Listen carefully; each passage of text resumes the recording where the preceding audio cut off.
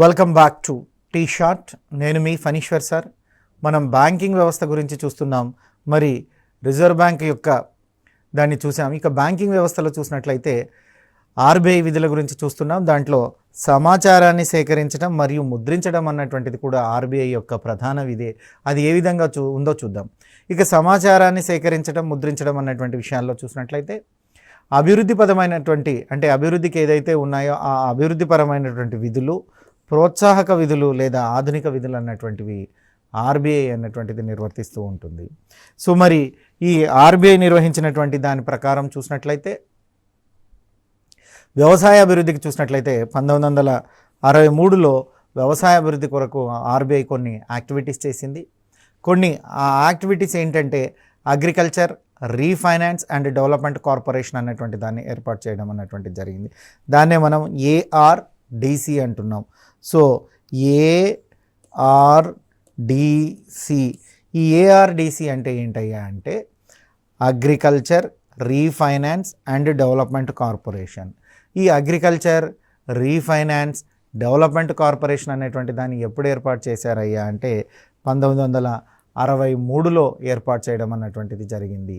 ఎందులో భాగంగా ఏర్పాటు చేశారయ్యా అంటే వ్యవసాయ అభివృద్ధిలో భాగంగా ఏర్పాటు చేశారు. అసలు వ్యవసాయ అభివృద్ధిలో భాగంగా ఆర్బీఐ ఎందుకు ఏర్పాటు చేస్తుందయ్యా అంటే ఆర్బీఐకి ఉండేటువంటి అభివృద్ధిపరమైనటువంటి విధులు లేదా ప్రోత్సాహక విధుల్లో భాగంగా దీన్ని agriculture refinance and development corporation, agriculture refinance and development corporation అనేటువంటి కార్పొరేషన్ను ఏర్పాటు చేయడం అన్నటువంటిది జరిగింది. దీన్నే మనం ఏఆర్డిసి అన్నటువంటి దానిగా పేర్కొంటున్నాం, స్థాపించారు. ఈ ఏఆర్డిసి వ్యవసాయ రంగ అభివృద్ధికి సాధించాల్సినటువంటి వాటిని సూచించడం అన్నటువంటిది జరుగుతుంది. ఇక దీంట్లో భాగంగానే 1982లో వ్యవసాయ అభివృద్ధికై జూలై 12వ తేదీ 1982 జూలై 12వ తేదీన నాబార్డ్ అనేటువంటి ఒక బ్యాంకును ఏర్పాటు చేసింది. So NABARD, national bank for agriculture and rural development అంటారు. National bank for agriculture and rural development అంటే ఇది గ్రామీణాభివృద్ధికి అదేవిధంగా వ్యవసాయ అభివృద్ధికి సూచించినటువంటి ఒక బ్యాంకు. ఇది ఒక రీఫైనాన్సింగ్ సంస్థ. 1982 జూలై 12న ఆర్బీఐ ఈ నాబార్డ్ అనేటువంటి వ్యవస్థను ఏర్పాటు చేయడం అన్నటువంటిది జరిగింది. మరి ఈ నాబార్డ్ వ్యవస్థ ప్రత్యేకించి దీని ద్వారా ఏం చేస్తారయ్యా అంటే వ్యవసాయానికి సంబంధించినటువంటి రుణాలను అదేవిధంగా గ్రామీణ రంగానికి సంబంధించినటువంటి అభివృద్ధిని ప్రేరేపించే లక్ష్యంతో ప్రారంభించారు. అంటే ఈ బ్యాంకు ద్వారా, ఈ నాబార్డ్ అనేటువంటి బ్యాంకు ద్వారా వ్యవసాయ రుణాలే కాకుండా గ్రామీణ అభివృద్ధికి సంబంధించినటువంటి రుణాలను కూడా అందించడం అన్నటువంటిది జరుగుతుందని ఈ బ్యాంకు పేర్కొంటుంది. సో అంటే వ్యవసాయము మరియు గ్రామీణ అభివృద్ధికి సంబంధించినటువంటి రుణాలు. ఇక వ్యవసాయం చూసినట్లయితే వ్యవసాయ గ్రామీణ అభివృద్ధికి చూసినట్లయితే ఈ నాబార్డుని అపెక్స్ సంస్థ అంటారు. అపెక్స్ బాడీ అంటే అన్నిటికన్నా పెద్దది అని, అంటే అత్యున్నతమైనది అని లేదా పెద్దదైనటువంటి అర్థంతో అపెక్స్ వస్తుంటుంది. ఇక దేశంలో వ్యవసాయ రుణాలు అందించేటువంటి వ్యవస్థలలో గ్రామీణ అభివృద్ధి వ్యవస్థలో చూసినట్లయితే నాబార్డుని సర్వోన్నతమైనది లేదా ఉన్నతమైనది లేదా అన్నిటికన్నా పెద్దది లేదా అపెక్స్ బాడీ అని పిలుస్తారు. ఈ అపెక్స్ బాడీ ఏంటయ్యా అంటే నాబార్డ్ అంటున్నారు. So national bank for agriculture and rural development. మరి వ్యవసాయదారుల కొరకు, వ్యవసాయ అభివృద్ధి కొరకు, గ్రామీణ అభివృద్ధి కొరకు అయితే నాబార్డ్ అనేటువంటి సంస్థను ఏర్పాటు చేసింది. మరి అదేవిధంగా పారిశ్రామిక అభివృద్ధికి ఏమైనా చేస్తుందా? ఆర్బీఐ పారిశ్రామిక అభివృద్ధికి ఏమైనా చేస్తుందా అంటే ఎస్ చేస్తుంది. పారిశ్రామిక రంగాన్ని అభివృద్ధి చేయడానికి ఆర్బీఐ కొన్ని సంస్థలను ప్రారంభిస్తుందండి. ప్రత్యేకంగా రుణాలు అందించేటువంటి బ్యాంకింగ్ వ్యవస్థలో సంబంధించినటువంటి సంస్థలను ప్రారంభిస్తుంది. ఉదాహరణకు IDBI, industrial development bank of India అంటున్నారు. Industrial development bank of India. ఇది పరిశ్రమలను ఏర్పాటు చేయడం కొరకు ఏర్పాటు చేయబడినటువంటిది, పారిశ్రామిక అభివృద్ధి కొరకు ఏర్పాటు చేయబడింది. కానీ దీన్ని ఎవరు ఏర్పాటు చేశారు? ఐడిబిఐని ఏర్పాటు చేసినటువంటి వారు సో ఆర్బీఐ వారు. ఆర్బీఐ అనుమతితోనే ఐడిబిఐ అనేటువంటి బ్యాంక్ ఏర్పడుతుంది. అదేవిధంగా ఏర్పడినటువంటిది ఇంకొకటే ఐఎఫ్సిఐ.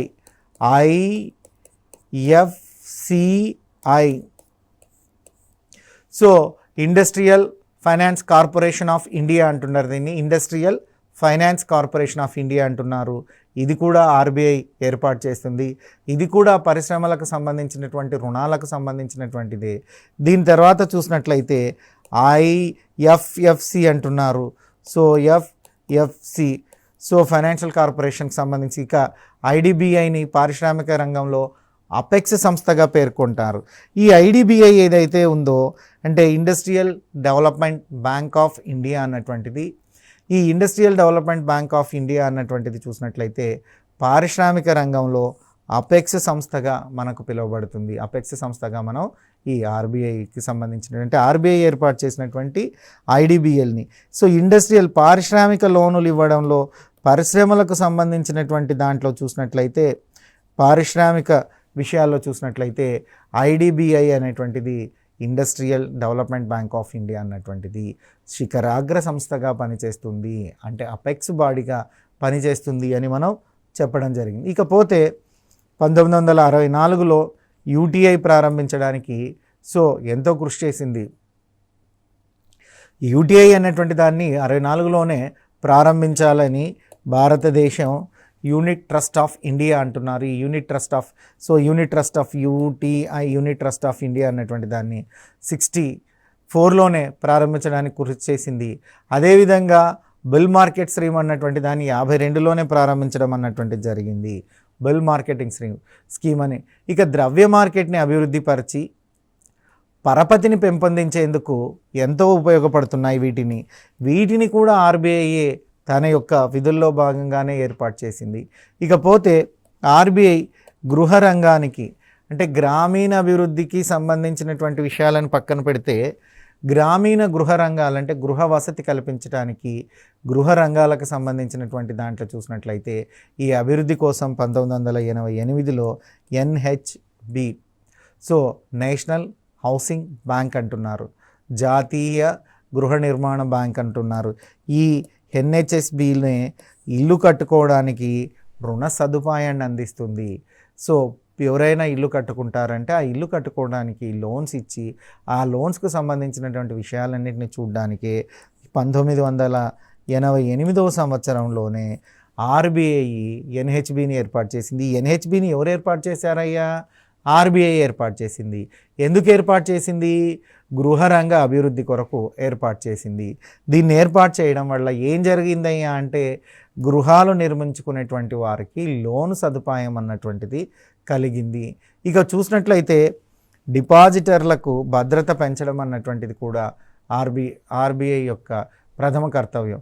సో డిపాజిటర్లకు భద్రతను పెంచడం అన్నటువంటిది కూడా ఆర్బీఐ యొక్క డ్యూటీ. సో మనం ఏమంటున్నామంటే deposit insurance corporation of India అన్నటువంటి దాన్ని ఏర్పాటు చేసింది. అంటే ఎవరైనా డబ్బు డిపాజిట్లు చేస్తే వారి యొక్క డిపాజిట్లను భద్రపరచాలని డిఐసిఐ అనేటువంటి పేరుతో అంటే deposit insurance corporation of India deposit insurance corporation of India అన్నటువంటి దాన్ని ఆర్బీఐ ఏర్పాటు చేసింది. ఎవరు ఏర్పాటు చేశారయ్యా అంటే ఆర్బీఐ అన్నటువంటిది ఏర్పాటు చేయడం అన్నటువంటిది జరిగింది. ఈ ఆర్బీఐ ఏర్పాటు చేసింది ఏంటంటే డిపాజిటర్లకు భద్రత కల్పించాలన్నటువంటి ఉద్దేశంతో so deposit insurance corporation of India అన్నటువంటి దాన్ని ఏ సంవత్సరంలో తీసుకొచ్చిందయ్యా అంటే దీనిని 1962 సంవత్సరంలో తీసుకురావడం అన్నటువంటిది జరిగింది. So deposit insurance corporation of India అన్నటువంటి దాన్ని ఎప్పుడు తీసుకొచ్చారయ్యా అంటే మనం చూసినట్లయితే 1962లోనే తీసుకురావడం అన్నటువంటిది జరిగింది. ఇకపోతే పొదుపును సమీకరించుటకు మరియు బ్యాంకులను విస్తరించుటకు కూడా ఆర్బీఐకి అధికారం కలదు. అంటే వివిధ బ్యాంకుల దగ్గర ఉండేటువంటి పొదుపును, అంటే ఏదైతే సేవింగ్స్ ఉన్నాయో దాన్ని సమీకరించేటువంటి హక్కు, మరియు ఆ పొదుపులను ఇతర బ్యాంకులకు ఎవరికైనా విస్తరింప చేయాలి, ఆ విస్తరించుటకు కూడా ఆర్బీఐకి హక్కు కలదు అంటున్నారు. ఇక ఆర్బీఐ ద్రవ్య విధానం లేదా పరపతి విధానం అనేటువంటి దాన్ని చూస్తున్నాం. ఇక ఆర్బీఐ యొక్క ద్రవ్య విధానాన్నే పరపతి విధానము అంటున్నారు. సో ఈ ఆర్బీఐ ద్రవ్య విధానం యొక్క పరపతి విధానాన్ని చూసినట్లయితే ఆర్బీఐ నియంత్రణ చేసేటువంటిది ఏముంది, ఈ నియంత్రణ లేదా ద్రవ్య విధాన సాధనాలు ఉన్నాయి. ఆ సాధనాల గురించి తెలుసుకుందాం. ఆల్రెడీ నేను కొన్ని చెప్పాను, మిగతా సాధనాల గురించి తెలుసుకుందాం. ఇక ఆర్బీఐ యొక్క ద్రవ్య విధానాన్ని మనం చూసినట్లయితే ఆర్థిక వ్యవస్థలో ఉత్పత్తి, ఉద్యోగిత, ధరల స్థాయిలను ద్రవ్య సప్లై ప్రభావితం చేస్తుంది. ఎప్పుడైనా కానీ ద్రవ్య సప్లై అన్నటువంటిది పెరిగితేనే సో మార్కెట్లో పర్చేసింగ్ పవర్ ప్రయారిటీ అనేటువంటిది పెరుగుతుంది. ఎప్పుడైతే పీపీపీ అంటున్నాం అంటే పర్చేసింగ్ పవర్ ప్రయారిటీ, దీన్నే మనం ఏమంటున్నాం, కొనుగోలు శక్తి. మనం ఏమంటున్నామయ్య అంటే దీనినే కొనుగోలు శక్తి అంటున్నాం. అంటే ఆర్థిక వ్యవస్థలో చూసినట్లయితే ఆర్థిక వ్యవస్థలో ఉద్యోగిత, ధరల స్థాయిలను ద్రవ్య సప్లై ప్రభావితం చేస్తుంది. అంటే ఆర్థిక వ్యవస్థలో చూసినట్లయితే ద్రవ్య సప్లై అనేటువంటిది పెరిగితే వీటి మీద ప్రభావం ఉంటుంది. ఉత్పత్తి మీద, ఉద్యోగిత మీద, ధరల స్థాయి మీద ప్రభావం ఉంటుంది. ఎలా ఉంటుందంటే వ్యక్తులకు కొనుగోలు శక్తి పెరిగింది అనుకుందాం, పీపీపీ అని రాస్తే సో పర్చేసింగ్ పవర్ ప్రయారిటీ అంటారు. కొనుగోలు శక్తి పెరిగినప్పుడు ఆటోమేటిక్గా ద్రవ్య సప్లై ఎక్కువగా ఉంది అని అర్థం. ద్రవ్య సప్లై ఎక్కువగా ఉన్నప్పుడే వ్యక్తుల దగ్గర కొనుగోలు శక్తి పెరుగుతుంది. కొనుగోలు శక్తి ఎప్పుడైతే పెరుగుతూ ఉందో ద్రవ్యం రేటు ధరలు పెరుగుతాయి. సో కొనుగోలు శక్తి పెరిగితే ధరలు ఆటోమేటిక్గా పెరుగుతాయి. సో ధరలు ఎప్పుడైతే పెరుగుతున్నాయంటే దాని అర్థం ఏంటంటే ఉత్పత్తి తగ్గింది అని. సాధారణంగా ఉత్పత్తి తగ్గినప్పుడే ధరలు పెరుగుతాయి. సో ధరలు పెరుగుతున్నాయి అంటే ఇలాంటప్పుడు ఉద్యోగిత మీద, దాని యొక్క ధరల మీద దీని యొక్క ప్రభావం ఉంటుంది. అంటే అందరికీ ద్రవ్య సప్లై పెరిగి అందరి దగ్గర డబ్బు ఎక్కువగా ఉంటే, సో అందరి దగ్గర కొనుగోలు శక్తి ఎక్కువగా ఉందన్నప్పుడు ఏం చేస్తాయి, కొనుగోలు శక్తి ఎక్కువగా ఉన్నప్పుడు అందరూ కూడా ఎంత మొత్తాన్నైనా ధరగా వెచ్చించి కొనుక్కోవడానికి ఆస్కారం ఉంటుంది. అందరి దగ్గర డబ్బు ఉంది కాబట్టి ఒక వస్తువు 10 రూపాయలు ఉందనుకుందాం, లేదా 50 రూపాయలు ఉందనుకుందాం ఒక వస్తువు. ఈ 50 రూపాయలు పెట్టడానికి అందరూ సిద్ధంగా ఉంటారు. అంటే కొనుగోలు శక్తి పెట్టడానికి ఇప్పుడు 10 మంది ఉన్నారు, 10 మందికి కూడా సో కొనుగోలు శక్తి అధికంగా ఉంది కాబట్టి వారందరూ కూడా 50 రూపాయలు పెట్టి కొనుక్కునేటువంటి కెపాసిటీ కలిగి ఉంటారు. అప్పుడు ఏమవుతుందంటే ఆటోమేటిక్గా ఎక్కువ మంది ఆ వస్తువు కావాలనుకోవడం జరుగుతుంది. ఎప్పుడైతే ఎక్కువ మంది ఆ వస్తువు కావాలనుకుంటారో ఆ వస్తువుకు డిమాండ్ అన్నటువంటిది పెరుగుతుంది. ఆ వస్తువుకి ఎప్పుడైతే డిమాండ్ పెరుగుతుందో ధరలు ఖచ్చితంగా పెరుగుతాయి. డిమాండ్ పెరిగితే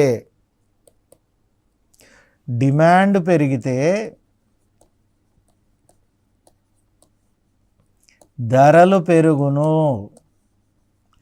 సో ఎప్పుడైతే పర్చేసింగ్ పవర్ ప్రయారిటీ పెరుగుతాయి, ఇవన్నీ పెరుగుతూ వస్తున్నాయి. అందుకే ద్రవ్య సప్లై అనేది ఆర్థిక వ్యవస్థలో ఉత్పత్తిని, ఉద్యోగితను మరియు ధరల స్థాయిని నిర్ణయిస్తుంటుంది. ఒకవేళ ద్రవ్యం యొక్క సప్లై తగ్గిపోయింది అనుకుందాం, అంటే డబ్బు నా దగ్గర లేదు, పర్చేసింగ్ పవర్ ప్రయారిటీ, కొనుగోలు శక్తి తగ్గింది. కొనుగోలు శక్తి తగ్గితే వస్తువులు నేను కొనుక్కోలేను, డబ్బులు ఉండవు కాబట్టి వస్తువుల ధరలు కూడా తగ్గుతాయి. ఆటోమేటిక్గా డిమాండ్ అన్నటువంటిది తగ్గుతుంది. సో డిమాండ్ అన్నటువంటిది తగ్గితే ధరలు ఖచ్చితంగా తగ్గుతాయి. ఈ ద్రవ్య సప్లై అన్నటువంటిది ఖచ్చితంగా వాటి మీద ధరల మీద ప్రభావం చూపిస్తుంది. ధరలు అన్నటువంటి ఉత్పత్తి మీద ప్రభావం చూపిస్తాయి, ఉత్పత్తి ఉద్యోగిత మీద ప్రభావం చూపిస్తూ ఉంటుంది. ఇక వీటిలో మార్పుల వల్ల చూసినట్లయితే అంటే ఈ ఉద్యోగిత విషయంలో కానీ, ధరల విషయంలో కానీ, ఉత్పత్తి విషయంలో కానీ వచ్చేటువంటి మార్పుల వలన ఆర్థిక వ్యవస్థలో ఊహించినటువంటి పరిణామాలు జరుగుతాయి. సో అవాంఛనీయమైనటువంటి పరిస్థితులు ఏర్పడి ద్రవ్య సప్లైలో మార్పులు చేసి పరిస్థితిని చక్కదిద్దేటువంటి విధానాన్నే ద్రవ్య విధానం అంటారండి. ఇది ద్రవ్య విధానం అంటే ఏంటంటే, అంటే కొన్ని సందర్భాల్లో ధరలు పెరగొచ్చు, కొన్ని సందర్భాల్లో ధరలు తగ్గొచ్చు. ధరలు పెరగడాన్ని అంటే మనము ద్రవ్యం చాప్టర్లోనే చూసాం. మళ్ళీ ఒకసారి నేను మీకు రివైజ్ చేస్తున్నా. సో నిరంతరము ధరలు పెరుగుతూ ఉండేటువంటి స్థితిని ద్రవ్యోల్బణము అంటారు. నిరంతరం ధరలు తగ్గేటువంటి స్థితిని ప్రతిద్రవ్యోల్బణము అంటారు.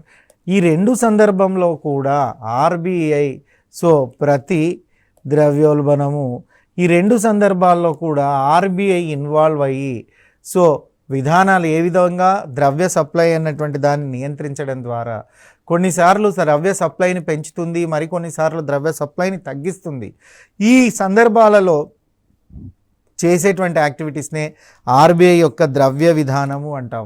అంటే ఓపెన్ మార్కెట్లో ధరలు 4 స్థాయి లోపల 2 to 4% పెరిగాయి అనుకుందాం. ఇది ఆర్థిక వ్యవస్థకు మంచిది. 2 నుంచి 4% ధరలు పెరగడం అన్నటువంటిది ఆర్థిక వ్యవస్థకు మంచిది. అలాంటప్పుడు ఆర్థిక వ్యవస్థలో ఎలాంటి మార్పులు రావు. ఒకవేళ 2 to 6% పెరిగింది అనుకో, 4 నుంచి 6కి కొంత ఆర్బీఐ పాలసీల్లో మార్పులు రావాల్సి వస్తుంది. ఒకవేళ 2 అంచెలకు పెరిగిందనుకో ద్రవ్యోల్బణం అన్నటువంటిది సంభవిస్తుంది. ద్రవ్యోల్బణ రకాలు చూసేటప్పుడు మనం చూసాము ఎలాంటి పరిస్థితుల్లో ఉంటుంది. ఈ ద్రవ్యోల్బణం చెప్పేటప్పుడు మరి ఆర్బీఐ ద్రవ్యాన్ని ఎలా నియంత్రిస్తుంది అన్నటువంటిది చూసాము. ఖచ్చితంగా ధరలు పెరిగినప్పుడు కానీ ధరలు తగ్గినప్పుడు కానీ ఆర్బీఐ ఓపెన్ మార్కెట్లోకి ఎంటర్ అయ్యి ఆ సిచ్యువేషన్ ఆ ధరలను నియంత్రించేటువంటి విధానాన్ని ఆర్బీఐ యొక్క ద్రవ్య విధానము అంటారు. అంటే పెరిగినటువంటి ధరలను లేదా తగ్గినటువంటి ధరలను యథాస్థితికి పూర్వస్థితికి తీసుకురావాల్సినటువంటి బాధ్యత ఆర్బీఐ మీద ఉంది. అందుకోసం ఆర్బీఐ ఇన్వాల్వ్ అయ్యి చేసేటువంటి యాక్టివిటీస్ని మనం ఏమని చెప్తున్నాం, ద్రవ్య విధానము అంటున్నారు.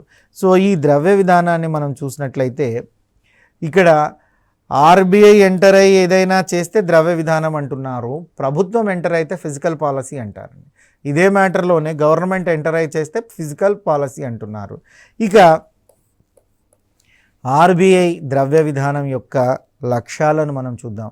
అంటే ఆర్బీఐ ద్రవ్య విధానంలో ఎలాంటి లక్ష్యాలు ఉన్నాయి అన్నటువంటి దాన్ని చూసినట్లయితే ఆర్థిక అభివృద్ధిని వేగవంతం చేస్తుంది. అసలు ఆర్బీఐ ద్రవ్య విధానాన్ని ఎందుకు చేస్తుందంటే మొట్టమొదటిది ఏంటంటే దేశ ఆర్థిక వ్యవస్థ యొక్క పురోగతి వేగంగా ఉండడానికి. అంటే ఆర్థిక వృద్ధి వేగంగా జరగాలి అంటే ప్రజలలో ఉండేటువంటి ధరలు పెరగడాన్ని కానీ ధరలు తగ్గడాన్ని కానీ వస్తువులను అమ్మడాన్ని కానీ ఆర్బీఐ నియంత్రించాల్సినటువంటి అవసరం ఉంటుంది. అలా ఆర్బీఐ నియంత్రించేటువంటి విధానాలే ద్రవ్య విధానాలు అనబడతాయి. ఈ ద్రవ్య విధానాల యొక్క ప్రధాన లక్ష్యం ఏంటయ్యా అంటే ఆర్థిక అభివృద్ధిని వేగవంతం చేయాలి. ధరల స్థాయిని స్థిరీకరించడం ద్వారా వ్యాపార చక్రాలను నివారించడం జరుగుతుంది. ఎప్పుడైతే ధరల యొక్క స్థాయిని కంట్రోల్ చేసామో, స్థిరీకరించగలిగినామంటే ఆటోమేటిక్గా వ్యాపార చక్రంలో మనం చాలాసార్లు చూసాం అప్ అండ్ డౌన్స్ అన్నటువంటివి ఉంటాయి. భూమి అనేటువంటిది ఉంటుంది. వ్యాపార చక్రాలు నిరంతరం కూడా దేని మీద ఉంటాయి అంటే మూలధనం, ఉత్పత్తి, లాభాలు. ఇవి లేనిదే వ్యాపార చక్రాలను అంటే ఇవన్నీ కూడా చూసినట్లయితే ఉత్పత్తి ఉండాలి, మూలధనం ఉండాలి, తర్వాత మనం చూసినట్లయితే ఈ ప్రాఫిట్స్ ఉండి ఇవన్నీ కూడా వ్యాపార చక్రంలో ప్రతి వ్యాపారంలో కూడా మూలధనం ఉంటుంది. మూలధనం తర్వాత ఉత్పత్తి జరగాల, ఉత్పత్తి జరిగిన తర్వాత దాన్ని మనం ఎంతో కొంత అమ్ముకోవడానికి చూడాలి. ఏవైతే చక్రంలో ఉంటున్నాయో ఈ చక్రంనే దీన్ని వేగవంతం చేస్తేనే ఆర్థిక వ్యవస్థ అన్నటువంటిది ముందుకు పోతుంది. కాబట్టి ధరలను స్థిరీకరించి వ్యాపార చక్రాలను నివారించి దాన్ని కంట్రోల్లో ఉంచుకొని అంటే ఎక్కువగా పోకుండా ధరలు, తక్కువగా పోకుండా ధరలు ఎంత అయితే మేరకు అవసరమో అంత మేరకే ఉండేటట్లుగా చూడడం అన్నటువంటిది ఆర్బీఐ యొక్క ప్రధాన ద్రవ్య విధాన లక్షణంగా మనం చెప్పుకుంటున్నాం. ఇక మూడో దాన్ని చూసినట్లయితే మారకపు రేటును స్థిరంగా కాపాడడానికి. ఎప్పుడైతే మారక రేటు స్థిరంగా ఉండట్లేదో ఆర్థిక వ్యవస్థలో అల్లకొల్లోల పరిస్థితులు వస్తాయి. అంటే రూపాయి విలువ ఎప్పుడు కూడా స్థిరంగా రూపాయినే ఉండాలి. రూపాయి విలువ పెరగడమో తగ్గడమో జరిగితే ఆర్థిక వ్యవస్థకు అది మంచిది కాదు. కాబట్టి ఎల్లవేళలా మారకపు రేటు ఏదైతే ఉందో దాన్ని స్థిరత్వాన్ని కాపాడడం ద్వారానే చెల్లింపు శేషంతో సమతుల్యాన్ని సాధించడం అన్నటువంటిది ఆర్థిక విధానాల అంటే ఆర్బీఐ యొక్క మానిటరీ పాలసీ యొక్క లక్ష్యంగా మనం చెప్తున్నాం. సో ఆర్బీఐ మానిటరీ పాలసీ ఏదైతే ఉందో ఆ మానిటరీ పాలసీ మనం ఏం చెప్తున్నామంటే దాని యొక్క ఇంపార్టెన్స్, దాని యొక్క ఆబ్జెక్ట్ ఏంటంటే మారకపు రేటును స్థిరత్వాన్ని కాపాడడం. అలా మారక రేటు స్థిరత్వాన్ని కాపాడడం ద్వారా చెల్లింపు శేషంతో సమతుల్యాన్ని సాధించడానికి సాధ్యపడుతుంది. చెల్లింపు శేషంతో సమతుల్యాన్ని సాధించడానికి సాధ్యపడుతుంది. ఇక చూసినట్లయితే సంపూర్ణ ఉద్యోగితను సాధించడం. సో సంపూర్ణ ఉద్యోగితను సాధించడం అన్నటువంటిది లక్ష్యంగా నిర్ణయించుకొని అనేక నిరుద్యోగ నిర్మూలన కార్యక్రమాలను ఆర్బీఐ ద్వారా అంటే ఇతర బ్యాంకుల ద్వారా చేపించినప్పటికీ కూడా భారతదేశంలో అధికంగా జనాభా ఉండడం వల్ల సంపూర్ణ ఉద్యోగిత కానీ సో పేదరిక నిర్మూలన కానీ ఆశించినటువంటి స్థాయిలో జరగవు. అయినప్పటికీ కూడా ప్రభుత్వం వారు ఆర్బీఐ ద్వారా సంపూర్ణ ఉద్యోగితను సాధించేటువంటి లక్ష్యాలను నిర్ణయించుకొని ద్రవ్య విధానాలను అమలుపరచడం అన్నటువంటిది జరుగుతుంది. ఇక ద్రవ్య స్థిరత్వం, ద్రవ్యము ఎప్పుడు కూడా చేతులు దాటిపోకుండా అస్థిరత్వంగా ఉండకుండా ఖచ్చితంగా స్థిరంగా దాని విలువ దానికి ఉండేటట్లుగా యాక్టివిటీస్ తీసుకోవడమే దానికోసమే repo rate, reverse repo rate, CLR, SSR, ఇక రకరకాల 6 రకాలైనటువంటి ద్రవ్య విధానాలను సో ఆర్బీఐ అనుసరించడం అన్నటువంటి జరుగుతుంది.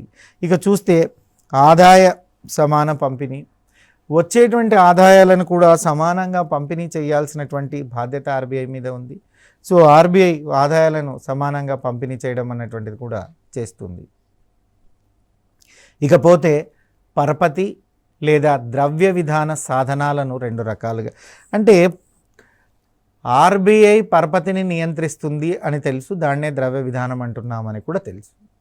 అయితే సాధనాలు ఏంటి? ఈ ద్రవ్య పరపతిని నిర్ణయించడానికి వాడేటువంటి టైప్ ఏంటి అంటే ఒకటి చూసే పరపతి నియంత్రణ అంటున్నారు, రెండవది చూసినట్లయితే గుణాత్మక పరిమాణాత్మక అంటున్నారు. మొదటి దాన్ని పరిమాణాత్మక లేదా సాధారణ పరపతి నియంత్రణ అంటున్నారు, రెండవది గుణాత్మక లేదా ఎంపిక చేయబడినటువంటి పరపతి నియంత్రణ అంటున్నారు. సో పరపతి లేదా ద్రవ్య విధాన సాధనాలు చూస్తే 2 రకాలు ఉన్నాయి. అవి ఏంటయ్యా అంటే పరిమాణాత్మక లేదా సాధారణ పరపతి నియంత్రణ, రెండోది చూసినట్లయితే గుణాత్మక లేదా ఎంపిక చేయబడినటువంటి పరపతి నియంత్రణ. ఇవన్నీ కూడా నియంత్రణలు అంటే కంట్రోల్ చేస్తున్నాయి పరపతిని. సో లోన్స్ని కంట్రోల్ చేసేటువంటి విధానాలు తీసుకుంటున్నారు, పరిమాణాత్మక మరియు గుణాత్మక. ఇక చూస్తే మొదటిది పరిణామాత్మక లేదా సాధారణ పరపతి నియంత్రణ అంటారండి దీన్ని. ఈ పరిమాణాత్మక లేదా సాధారణ పరపతి నియంత్రణ ఎలా ఉందో చూద్దాం. పరిమాణాత్మక నియంత్రణ లేదా సాంప్రదాయ కొలమానాలు లేదా పరపతి కొలమానాలు అంటున్నారు. దేశం మొత్తానికి లేదా ఆర్థిక వ్యవస్థ మొత్తానికి వర్తింపచేసేటువంటి భావననే పరిమాణాత్మక లేదా పరపతి నియంత్రణ. అంటే ఇది ఏ ఒక్క వర్గానికో కాదండి, యావత్ భారతదేశంలో ఉండేటువంటి ఆర్థిక వ్యవస్థలో ఉండేటువంటి అన్ని అంశాలకి ఆర్థిక వ్యవస్థ మొత్తానికి వర్తించేటువంటి భావననే మనం ఏమంటున్నాం? పరిమాణాత్మక పరపతి నియంత్రణ అంటున్నాం, లేదా సాధారణ పరపతి నియంత్రణ అంటారు, లేదా సాంప్రదాయ కొలమానాలు అని అంటారు. సో దీనిలో వాణిజ్య బ్యాంకులు సృష్టించేటువంటి పరపతి పరిమాణాన్ని ఆర్బీఐ నియంత్రిస్తుంది. ఈ పరిమాణాత్మక పరపతి నియంత్రణలో ఏం చేస్తుందయ్యా అంటే వాణిజ్య బ్యాంకులు సృష్టించేటువంటి పరపతి పరిమాణాన్ని, సో పరిమాణము క్వాంటిటీ, ఈ పరిమాణం ఎవరు పరపతి సృష్టిస్తారు అంటే వాణిజ్య బ్యాంకులు సృష్టించే పరపతిని ఆర్బీఐ నియంత్రిస్తుంది. అంటే వాణిజ్య బ్యాంకులు ఎంత రుణాలను ప్రజలకు అందించాలి, ఎంత పరపతి వాణిజ్య బ్యాంకుల చేత సృష్టించబడాలి అన్నటువంటిది నియంత్రించేటువంటి అధికారం కూడా ఆర్బీఐకి ఉంటుందని ఈ పాయింట్ చెప్తుందండి. అంటే వాణిజ్య బ్యాంకులు సృష్టించేటువంటి పరపతి పరిమాణం ఎంత ఉండాలా అన్నటువంటి దాన్ని నిర్ణయించేటువంటి హక్కు ఎవరికి ఉంటుందయ్యా అంటే ఆర్బీఐకి ఉంటుంది. అంటే ఫర్ ఎగ్జాంపుల్ ఎస్బీఐ అనేటువంటిది ఒక వాణిజ్య బ్యాంక్ అనుకుంటే ఈ వాణిజ్య బ్యాంకు పరపతి ఎంత ఇవ్వాలి, వాణిజ్య బ్యాంకులన్నీ కూడా తమ తమ పరపతిని ఎంతకు ఇచ్చుకోవచ్చు, ఎంతకు ఇవ్వాలి, వాళ్ళ లోన్స్ ఎంత అన్నటువంటి దాన్ని కూడా డిసైడ్ చేసేటువంటిది ఆర్బీఐ. దీన్నే మనం ఏమంటున్నాము, సో బ్లాంకెట్ మెథడ్ అని చెప్తూ ఉన్నారు. ఇక RBI act 1934, so banking regulating act 1949, ఈ రెండు చట్టాలు మనకు చాలా చాలా ఇంపార్టెంట్. సో వీటి ప్రకారం అంటే ఈ రెండు చట్టాలను అనుసరించి భారతదేశంలో పరపతి నియంత్రణ అన్నటువంటిది జరుగుతుంది. అంటే భారతదేశంలో పరపతిని నియంత్రించేటువంటి విషయంలో ఆర్బీఐ, సో పరపతిని నియంత్రించేటువంటి విషయంలో చూసినట్లయితే ఆర్బీఐ యాక్ట్ 1934, అదేవిధంగా చూసినట్లయితే బీఆర్ఏ అంటే banking regulating act. B for bank, R for regulating, A for act. ఈ బ్యాంకింగ్ రెగ్యులేటింగ్ యాక్ట్ అన్నటువంటిది 1949లో వచ్చింది. ఈ 49 చట్టాల ప్రకారం పరపతిని నియంత్రించడం అన్నటువంటిది జరుగుతూ ఉంది. మరి పరపతి విధానంలో సాధనాలు ఏమున్నాయి, సో ఎలా ఉన్నాయి అన్నటువంటి దాన్ని చూద్దాం. ఇందాక మనం డిస్కస్ చేసాం బ్యాంకు రేట్ అంటే ఏంటి, రివర్స్ రేట్ అంటే ఏంటి, రెపో రేట్ అంటే ఏంటి, వాటికి సంబంధించింది పరపతి విధాన సాధనాలు లేదా పరికరాలు అంటారు. సో పరపతిని ఎలా మనం చూద్దాం, పరపతిని ఎలా డిస్కస్ చేద్దాం, పరపతిని ఎలా నిర్ణయిస్తాం, పరపతి విధానాల్లో సాధనాలు ఏంటి, సో పరపతిని నియంత్రించిన విధానాలు ఏంటి అన్నటువంటి దాన్ని మనం నెక్స్ట్ ఎపిసోడ్లో చూద్దాం. ఈ ఎపిసోడ్లో మనం చూసినట్లయితే ఇంతవరకు మనం ఏం నేర్చుకున్నామయ్యా అన్నటువంటి దాన్ని ఒకసారి మనం చూసినట్లయితే సమాచారాన్ని సేకరించడం మరియు ముద్రించడం అన్నటువంటి ఆర్బీఐ యొక్క ప్రధాన డ్యూటీలో అభివృద్ధిపరమైనటువంటి విధులు లేదా ప్రోత్సాహక విధులు లేదా ఆధునిక విధులు అన్నటువంటి విధులు ఆర్బీఐ కలిగి ఉందండి. అందులో భాగంగానే వ్యవసాయ అభివృద్ధి అన్నటువంటి దాన్ని చేస్తుంది. ఆ వ్యవసాయ అభివృద్ధిలో కొరకే ఏఆర్డిసి అన్నటువంటి సంస్థను ఏర్పాటు చేయడం జరిగింది. అసలు ఈ ఏఆర్డిసి అనేటువంటిది ఏంటయ్యా అంటే agriculture refinance and development corporation. Agriculture refinance and development corporation అన్నటువంటి దాన్ని ఏర్పాటు చేసింది. ఎప్పుడు ఏర్పాటు చేసింది? 1963లో దీన్ని ఏర్పాటు చేసింది. ఎవరు ఏర్పాటు చేశారు? ఆర్బీఐ ఏర్పాటు చేసింది. ఎందుకు ఏర్పాటు చేసింది? వ్యవసాయ అభివృద్ధికి ఏర్పాటు చేయడం అన్నటువంటిది జరుగుతుంది. సో ఇక దాని తర్వాత చూసినట్లయితే 1982 జూలై 12న ఆర్బీఐ నాబార్డ్ అనేటువంటి సంస్థను ఏర్పాటు చేసింది. ఈ నాబార్డ్ అన్నటువంటిది వ్యవసాయం మరియు గ్రామీణ రంగాల అభివృద్ధి అన్నటువంటి దాన్ని ప్రేరేపిస్తుంది. అభివృద్ధిని ప్రేరేపించే లక్ష్యంతోనే ఏర్పాటు చేయబడింది. ఇక ఇది ఒక రీఫైనాన్సింగ్ సంస్థ. రీఫైనాన్సింగ్ సంస్థ అంటే ఏంటంటే సంస్థలకే రుణాలు ఇస్తుంది కానీ వ్యక్తులకు నేరుగా రుణాలు ఇవ్వదు. ఇది బ్యాంకింగ్ వ్యవస్థలో చూసినట్లయితే వ్యవసాయానికి కానీ గ్రామీణ రంగానికి కానీ అభివృద్ధి కొరకు లోన్స్ ఇవ్వడంలో అంటే సహకార వ్యవస్థలో అపెక్స్ వ్యవస్థగా మనం దీనిని చెప్పడం అంటూ జరుగుతుంది. ఇక చూస్తే పారిశ్రామిక అభివృద్ధికి కూడా ఆర్బీఐ ఎన్నో ఏర్పాట్లు చేసింది. అందులో ఐడిబిఐ అనేటువంటి బ్యాంకును ఏర్పాటు చేసింది. Industrial development bank of India అన్నటువంటిది. పారిశ్రామిక రంగంలో లోన్లు ఇవ్వడం కొరకు దీన్ని అపెక్స్ బాడీగా పేర్కొంటారు. ఇక ఆ తర్వాత చూసినట్లయితే 64లో యూటీఐ ప్రారంభానికి కృషి చేసింది. అంతకుముందే 52లో బిల్ ఆఫ్ మార్కెట్ స్కీమ్ని ప్రారంభించారు. వీటి యొక్క ఉపయోగాలు తెలుసుకుందాం. తర్వాత గృహరంగ అభివృద్ధి కొరకు మనం 1988లో ఎన్హెచ్బి నేషనల్ హౌసింగ్ బ్యాంక్ అనేటువంటి దాన్ని కూడా ఏర్పాటు చేశారు. ఇక డిఐసిఐ అంటున్నారంటే deposit insurance corporation of India. దీనిని 62లో ఆర్బీఐ ఏర్పాటు చేసింది. ఎందుకు ఏర్పాటు చేసింది అయ్యా అంటే డిపాజిటర్లకు భద్రత కల్పించడానికి ఏర్పాటు చేసింది. ఇక పొదుపును సమీకరించడం కొరకు ఆర్బీఐ ఎన్నోటువంటి పరపతి విధానాలను తీసుకొచ్చింది. అసలు ఆర్బీఐ ఈ పరపతి విధానం అంటేనే ఏంటంటే సో ద్రవ్య విధానాన్ని పరపతి విధానం అంటున్నారు.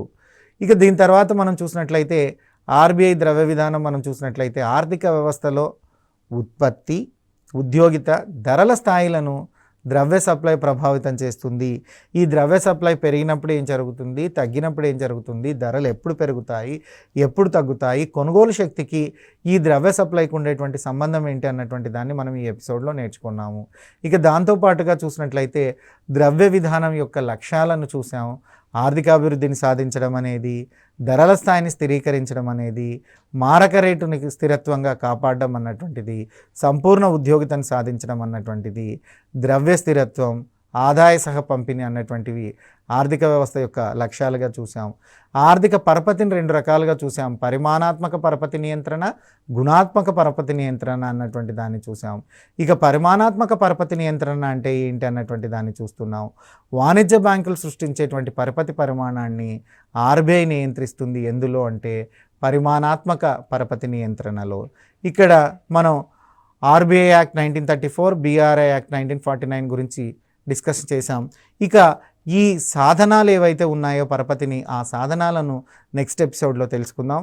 మీ Phaneeswar sir from TSAT. Thank you.